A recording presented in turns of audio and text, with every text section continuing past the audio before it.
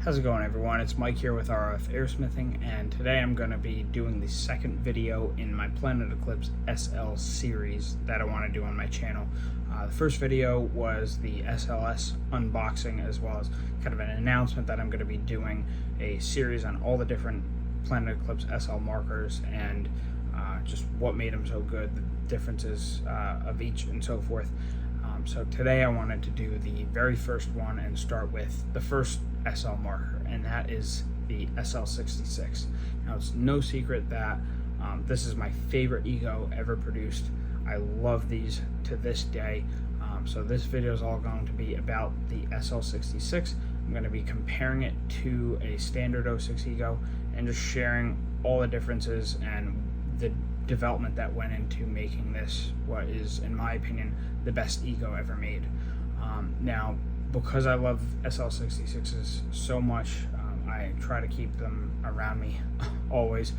This is my personal SL66. It's a troll colorway.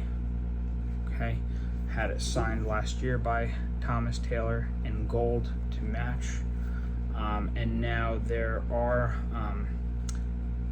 two different, basically there's two different SL66s. There's the excessive, okay, which has an excessive specific board. The board itself is black, okay. The actual circuit board is black. Looks no different from a standard 06 ego board. But it has updated software. You could say it has the Maniac software, if you will. But most importantly, it has the excessive logo when you boot up the screen. The other thing that the excessive SL66 has is an excessive specific button pad. Okay. Excessive SL66s came in multiple colors. There's the troll colorway. The Rich Telford's was black with polished graphite parts. There's this one. This is a customer SL66. That's the like the polished, or the dust silver with polished silver accents. So that one's just ready for tuning. Let me put this troll away up here. There's the Ice Cuba, which is like a whitish, like very light silver with polished blue parts. There's the Krypton Ice, which is the very light silver with polished green parts. Here's another customer marker that is ready for tuning. Alright, so multiple different colorways. I didn't list them all. I don't even know them all, to be honest. But multiple colorways available on the excessive SL66s, and a few, mainly the board screen boot up, as well as that button pad that are specific to an excessive SL66. The other SL66, as opposed to an SL74, which they had avalanches and hurricanes editions and dark editions and all these different private label SL74s. There were only two 66s. The second one is a Bushwacker, okay? Unlike the excessives, the Bushwackers don't have a specific button pad. This is the same as any other 06 ego, and they don't have a specific boot up screen, to my knowledge. I couldn't find any information, and everyone insists that they just had Maniac boards. I'll go through, I'll do another video talking about the difference between all the different 06 ego boards, but just for now, suffice it to say that I'm told these came standard with a Maniac board.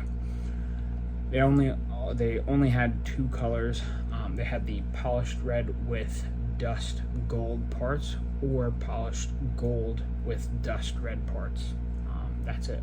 So this is my Bushwacker, selling it to one of my best friends for a crazy price, and crazy meaning like very, very low for what these are worth. I'm just super excited to get him back into a classic ego and what is, in my opinion, the best of the classic egos. So I'll put this away, and for demonstration purposes, I'm going to be using my my shooter. Okay, this is my olive gold parts SL66. The story on this is super cool. It's very very important marker to me in my collection. I'll do another video on that down the road, so stay tuned. So SL66. Now I'm gonna compare it specifically to the 06 standard 06 ego. There are many private label 06 egos out there, and I'll do a video on them some other time. So again, you know, if you like this kind of stuff, keep watching. Like, subscribe, let me know what else you want to see. That's super helpful. But let me get into the name first. So SL66. One of the things that I really like about Planet Eclipse and Jack Wood is that they're car guys as much as they like paintball. And I'm a car guy, so that really resonates with me. Specifically from what I've seen, it seems like Jack Wood really likes or leans towards German, high-performance German cars. Mercedes, BMW, Porsche, etc. So the SL line of markers was inspired by Mercedes, starting with the SL66. Now, Jack Wood has said that the milling on the side of the SL66 was loosely based on the Mercedes CLS at the time. But a lot of the names, the SL names, are based on high performance German cars as well, like the SL8R. 8 was for I should be covering this in the SL8R video, but I'm here. 8 came for, you know, the 08 model year. R because SLR was, you know, Mercedes McLaren SLR is one of the best cars at the time. You know, Ego 11 CSL was named after the BMW M3 CSL, so you get the idea. So loosely based on the design of the Mercedes CLS. Gorgeous milling. And 66 because this was apparently the 6th body style of the 06 model year. Before the video, I was trying to think of what the other 5 would have been. So there's the standard 05 body, there's the Nexus, there's the Dark, there's the excessive 06 body, not to be confused with excessive SL66. And then the only other one I could think of would be the Peeves or Pevs, however you want to pronounce it. But anyway, so 6th body style of the 06 model year, SL66. SL, going back to that, SL, they picked for 2 reasons. Number one, it's based on the, again, the Mercedes, you know, SL line of cars, SL55, SL63, I think, or SL65, whatever, SL line in the Mercedes lineup. SLS, by the way, was also a Mercedes. SLS was the Ego 10 SL. Anyhow, and SL also stands for super light, which this is. So that's what I want to get into and cover on this video today, and kind of just share about how this is not just an 06 Ego with nice milling. I'm going to get into all the reasons why I think this is the best, not just the best 06, but the best Ego. So, for demonstration purposes, I have an 05 body, okay? Sorry, 06 body, okay? Very nice scallops. I've always thought that this was a good-looking marker. The critics magazines back in the day kind of ragged on the you know, the fangs or whatever you want to call them back here. If you're holding your marker by the snatch grip here, you know, you could damage your hand or whatever. But I always like the milling on this, okay? But let me hold it in a side profile here so you could see. Look at the side profile here on a standard 06 body compared to the SL66. Okay. Same on the back.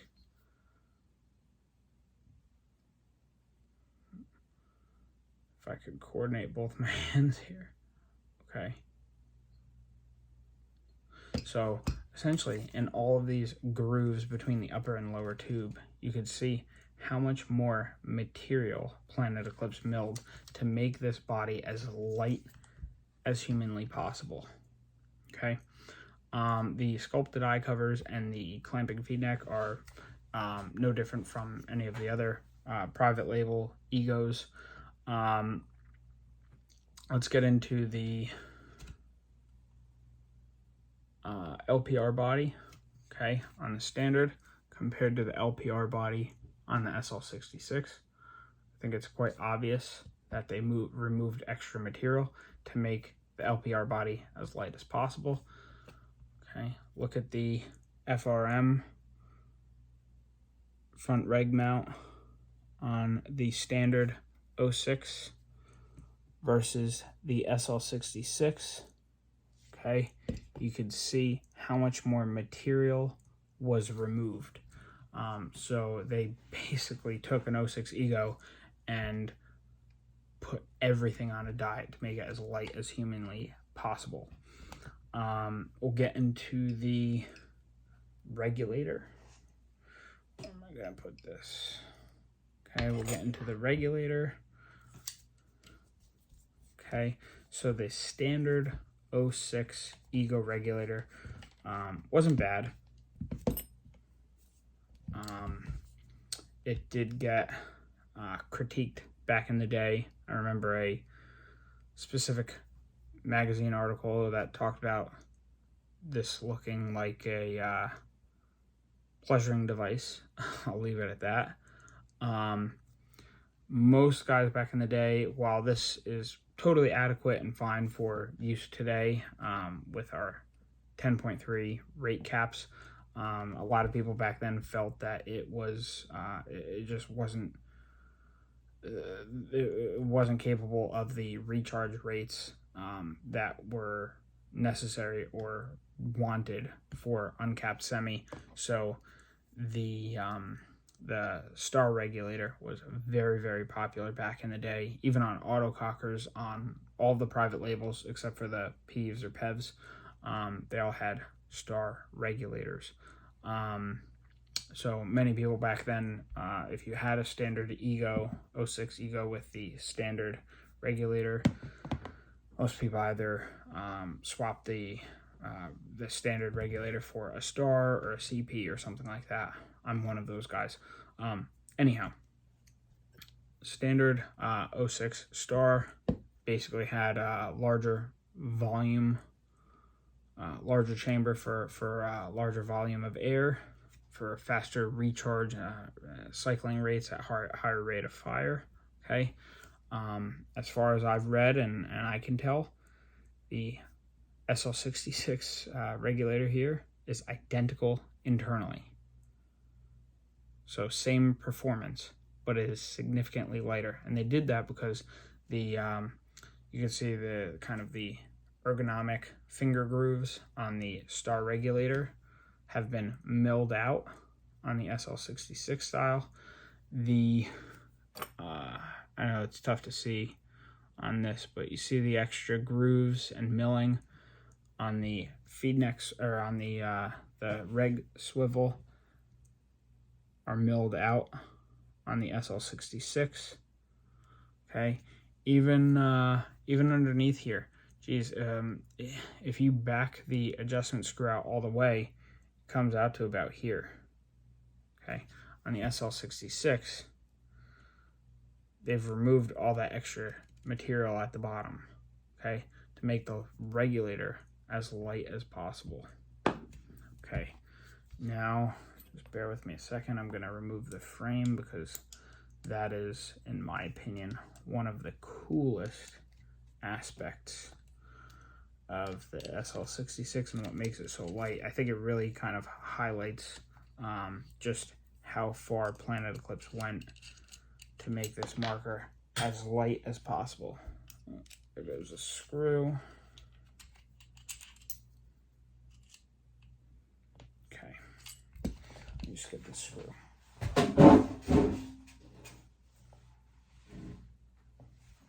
All right.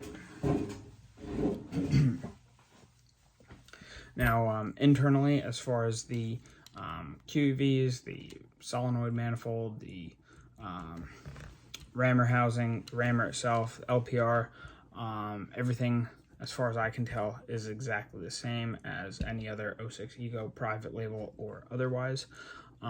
So really, it's just about making it as light as possible.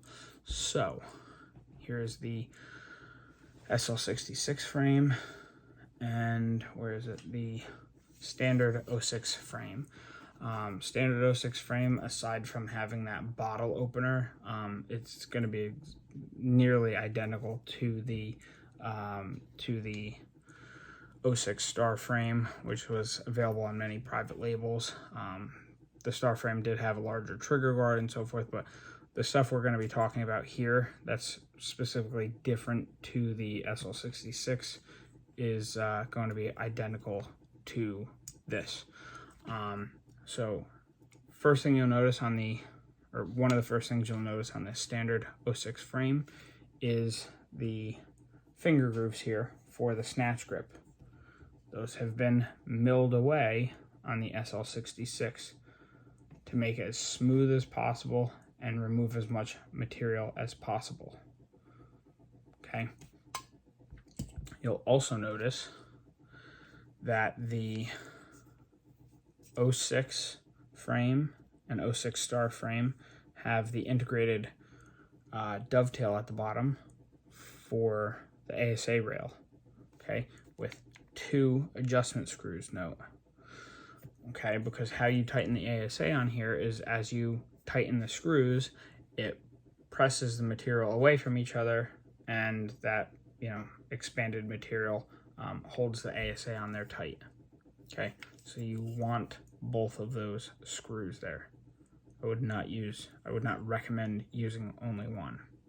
Okay, let's look at the SL66 frame.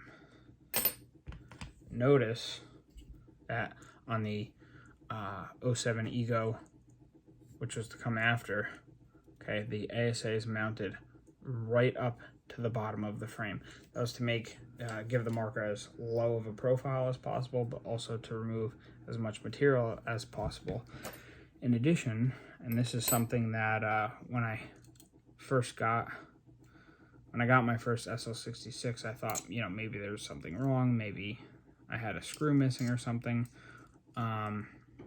You'll notice that the SL66, because of the design, you're not pushing material away from each other to hold the ASA on tight. You're literally tightening a screw into the ASA, okay? And therefore, the SL66 frame only has one tightening screw, okay? I've owned multiple SL66s, and I've teched and rebuilt multiple for about a dozen or so for clients. So they all have just that one. So don't freak out like I did when I was 18 and got my first one, and think that you're missing a screw, because you're not. Now if we go to the top of the frame, on the 06, and again, this all applies to the 06 Star frame as well. You've got a bunch of meaty material here, and you have a magnet, okay? Because on all 06 triggers, you have 4 adjustment screws here. So the 2 here, the top one is going to be for the spring return adjustment, and the bottom screw adjusts when you pull the trigger how far back it goes. Now on the top, there's 2 more adjustment screws. The bottom one adjusts when you release the trigger how far forward it goes, okay? Whereas the top adjustment screw adjusts magnet return, okay? So when you're looking at an SL66 frame, well, at first you might say, oh, well, that's the same trigger that's on a dark, or that's the same trigger that's on a star frame, like a Nexus has. And you would be wrong. For comparison, I've got my Nexus here, okay? 4 adjustment screws. 2 on the bottom, 2 on the top. Let's go back to the SL66 frame. 2 on the bottom, so you have your trigger stop, and you have your spring adjustment screw, your spring return adjustment screw. On the top, you just have 1. That is just how far the trigger moves forward when you release it. There is no magnet. All of that extra material has been milled away, and there's no magnet. So I think the frame really highlights how much of a diet Planet Eclipse put this marker on.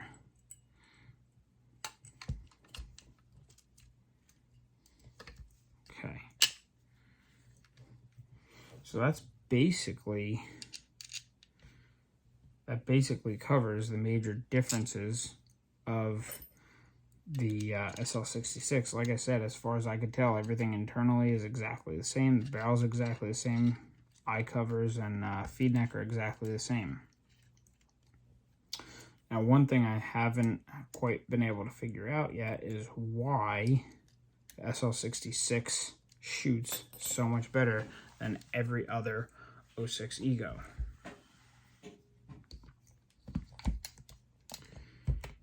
And I can't figure out why.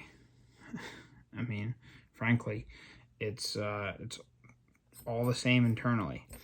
And not to mention, I think the reason why back in the day people said, you know, DM4s or the original die matrices and, you know,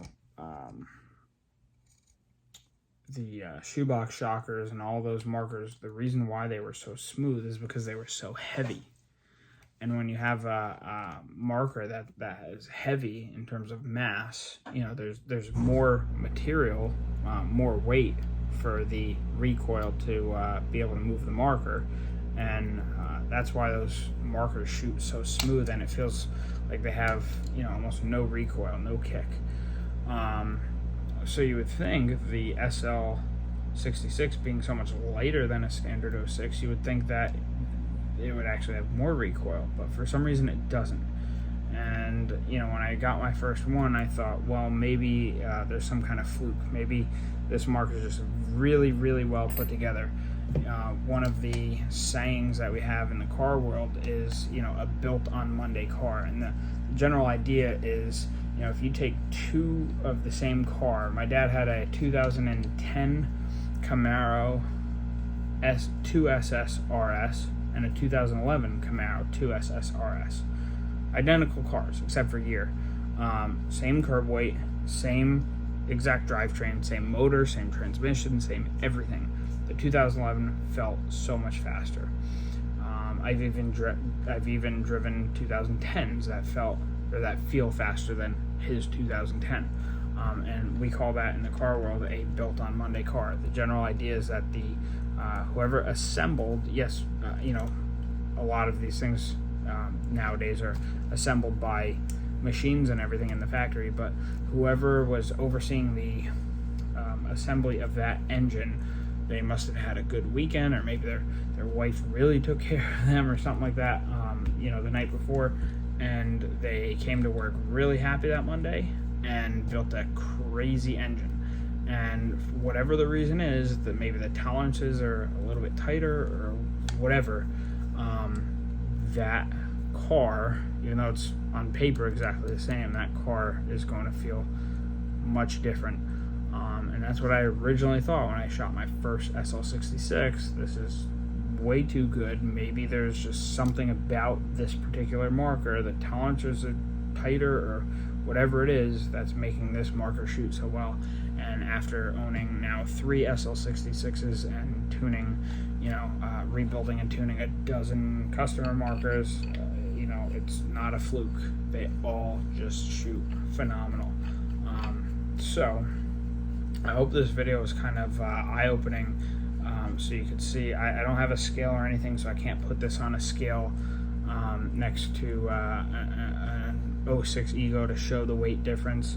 I don't even have a complete and together 06 Ego to do that if I had a scale. So I hope this just kind of shows how much development and thought went into these SL66s. They really are fantastic markers. They've skyrocketed in price like many other markers have in the past few years. So if you could find one for a reasonable price, jump on it. You won't regret it. When I say reasonable price, I picked this up for $400. I wanted the bolt and the bolt pin from it, so I bought it for $400, which is insanely reasonable. Something that's interesting, Planet Eclipse doesn't have numbers on how many SL66s they made. They don't have any numbers. I'm told that the Bushwacker's markers are much more rare than the excessives. But as a collector pointed out to me one day, rarity and desirability are two different things. So while the Bushwackers are rare, and you would think therefore there must be more money, they are actually, it seems that the excessives are more desirable and therefore are more money. So I picked that Bushwacker up a couple months ago for $400.